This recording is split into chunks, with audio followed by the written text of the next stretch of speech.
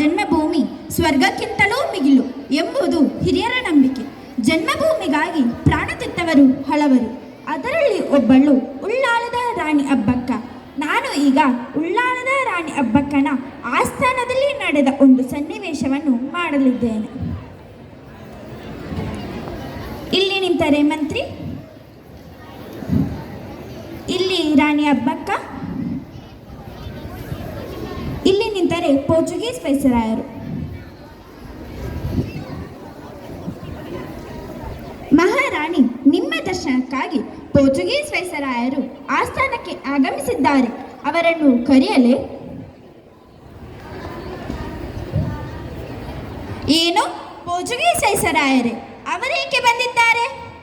ಸರಿ, ಅವರನ್ನು ಕರೆಯಿರಿ. ಯಾರಲ್ಲಿ? ಪೋರ್ಚುಗೀಸ್ ವೈಸರಾಯರನ್ನು ಬರಲು ಹೇಳಿ.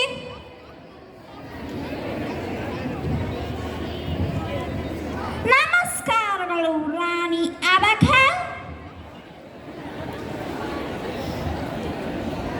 ಓಹೋ, ಪೋರ್ಚುಗೀಸ್ ವೈಸರಾಯರು ಬಹಳ ದೂರದಿಂದ ಇಲ್ಲಿಗೆ ಬಂದ ಕಾರಣ?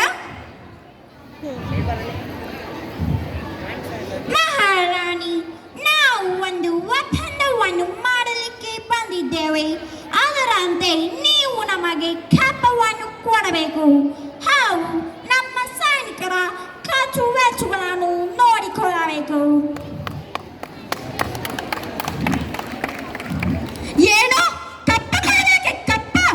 ಎಲ್ಲಿಂದಲೋ ಬಂದು ಪರರ ಅಂಗಳದಲ್ಲಿರುವ ನಿಮಗೆ ಕಪ್ಪ ಕೊಡಬೇಕೆ? ಅದು ಎಂದಿಗೂ ಸಾಧ್ಯವಿಲ್ಲ. ತೊಲಗಿ ಇಲ್ಲಿಂದ.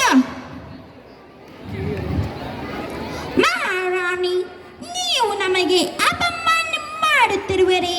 ಇದೇ ರೀತಿ ಮಾತಾಡಿದಲ್ಲಿ